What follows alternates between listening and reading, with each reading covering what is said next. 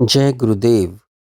इंद्रियों को जीते बिना दृश्य संसार का मिथ्यात्व, असारता और असत्यता नहीं दिखते, अज्ञान नहीं मिटता और शांत विश्रांति नहीं मिलती।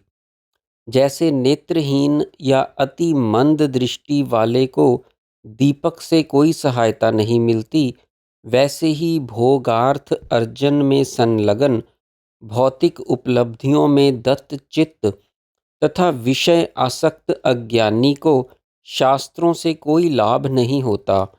इस इंद्रिय रूपी सेना का सेनापति चित्त है। चित्त पर विजय पा लेने से इंद्रियां स्वतः ही वशीभूत हो जाती हैं। जैसे पैर में जूता पहन लेने से समस्त भूमंडल ही चर्म आच्छादित जैसा निष्कंटक हो जाता है।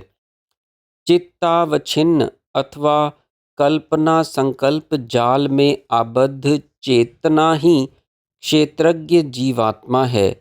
दृश्य विषयों कल्पना संकल्पों का परित्याग कर स्वच्छ स्वच्छंद और मुक्त होते ही इसे ज्ञानियों का परम पद मोक्ष या निर्वाण स्वतः प्राप्त हो जाता है।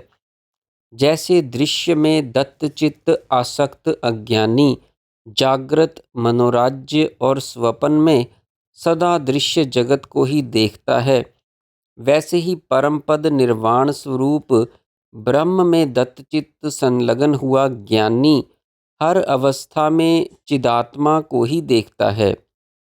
यह परम पद या निर्वाण प्रबल अभ्यास तथा पुरुषार्थ रूपी वृक्ष का ही अमृत फल है, जो सतत घोर प्रयत्न किए बिना नहीं मिल सकता।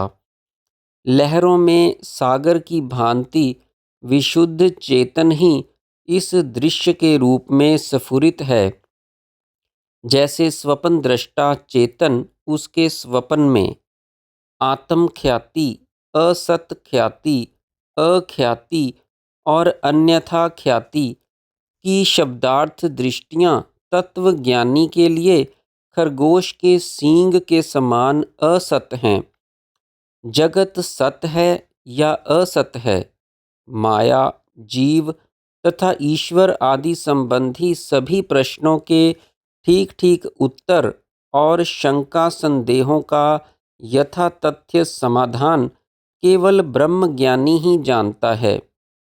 चिन्मय आकाश का स्वयं का अपना चिन्मय स्फुरण स्वयं उसे ही सृष्टि के रूप में दिखाई पड़ता है। उसके प्रकट ना करने पर भी पूर्ण ब्रह्म परमात्मा की चित्ती से यह पूर्ण ब्रह्ममयी सृष्टि स्वतः स्वभावतः प्रकट हुई सी प्रतीत होती है, और यह जगत प्रतीति भी परमात्मा स्वयं ही है। अपने अनुभव में आई इस सुस्पष्ट आत्म अनुभूति को मैं बारंबार उच्च स्वर में विशद रूप से बता रहा हूँ, तब भी मंद बुद्धि मनुष्यों में जमकर बैठी हुई जड़ मूढ़ता कि यह जगत सत्य ही है, इस विश्वास को नहीं त्याग रही, और बुद्धिमान होने के कारण तत्वज्ञान का अधिकारी भी इसे सहज और शीघ्र ही नहीं छोड़ पा रहा। यह कैसा मोह है! व्यवहार में लगे रहने पर भी जिसके मन में किसी पदार्थ का अनुराग या आसक्ति नहीं है, जिसने दृश्य जगत का चिन्ह मात्र रूपता का साक्षात्कार करके आत्मा में विश्राम पा लिया है, वह सदा ब्रह्मानंद अमृत का पान करता है और आनंद मगन शांत रहता है।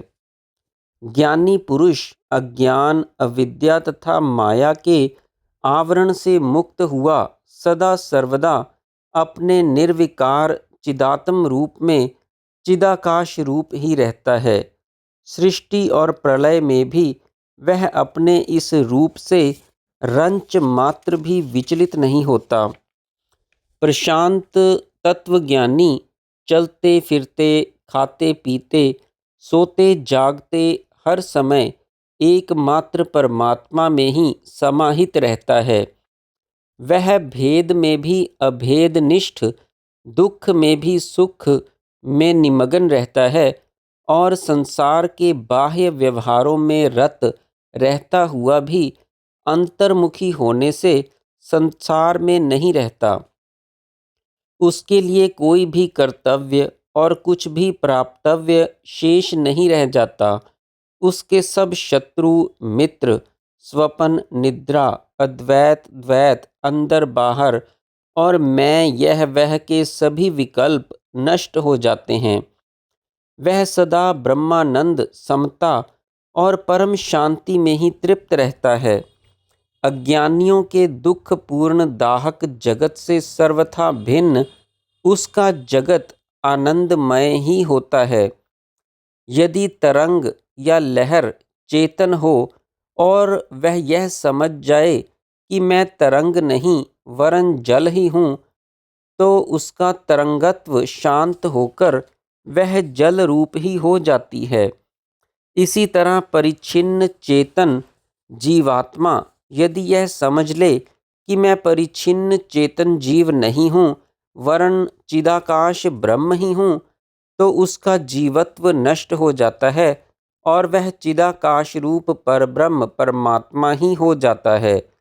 यही परमपद मोक्ष, निर्वाण और तुरीय आदि है। सांख्य, बौद्ध, वैयासिक, वैष्णव, पाशुपत आदि आचार्यों ने भी अपने अपने मत के अनुसार विभिन्न नाम रूपों में एकमात्र परब्रह्म परमात्मा का ही प्रतिपादन किया है। पंचभूतात्मक दृश्य प्रपंच का अत्यंत अभाव अर्थात इस जगत की ऐसी विस्मृति हो जाना कि फिर कभी नाम मात्र के लिए भी जगत के रूप में इसकी स्मृति ही ना आए, यही परब्रह्म है, यही परम पद है और यही मैं हूँ। यह ज्ञान होते ही प्रकाश में अंधकार के समान अविद्या मल माया विलीन हो जाती है। पर ब्रह्म, चित्ती, चिदाकाश, चिन्मात्र, परमात्मा, ब्रह्म आदि सब एकार्थ प्रायवाची शब्द ही हैं, जिनका बहिर्मुखात रूप उन्मेष ही सृष्टि है और अंतर्मुखात रूप निमेष ही प्रलय है। यह अनेक नामों से कहा जाने वाला चिन्मय चिदाकाश जब स्वयं ही स्वयं को ही पंचभूतात्मक दृश्य के रूप में देखने लगता है, तब यही उसका उन्मेष अर्थात सृष्टि है। और जब अंतर्मुखी रहकर स्वतः केवल स्वयं को ही देखता हुआ बहिर्दृष्टि शून्य हुआ कुछ नहीं देखता, तब यही उसका निमेष अर्थात प्रलय है। स्वपन में स्पष्ट रूप से उपलब्ध और व्यवहार्य होते हुए भी तत्कालीन पदार्थ तथा दृश्य सभी कुछ अपने अधिष्ठान स्वपन दृष्टा चेतन आत्मा के अतिरिक्त अलग से कुछ भी नहीं होते। इसी तरह सृष्टि के सभी दृश्य तथा पदार्थ सत्य रूप परमात्मा में ही अधिष्ठित होने के कारण सत्य से और अलग से दिखते हुए भी परमात्मा के संवित विलास या लीला के अतिरिक्त भिन्न कुछ भी नहीं है। जैसे स्वपन दृष्टा ही स्वपनकालीन सब पदार्थ और दृश्य रूप रहता हुआ भी एक स्वपन से दूसरे स्वपन में जाता है, वैसे ही परमात्मा स्वयं सर्वरूप रहता हुआ ही एक सर्ग अर्थात सृष्टि से दूसरे सर्ग में स्थित होता रहता है। यह सर्गत्व उसकी चित्त शक्ति का स्वभाव ही है, जो उसके बहिर्वृत्ति रूप उन्मेष काल में व्यक्त रहती है और अंतर्मुखी वृत्ति निमेष काल में उसी में विलीन हुई अव्यक्त रहती है।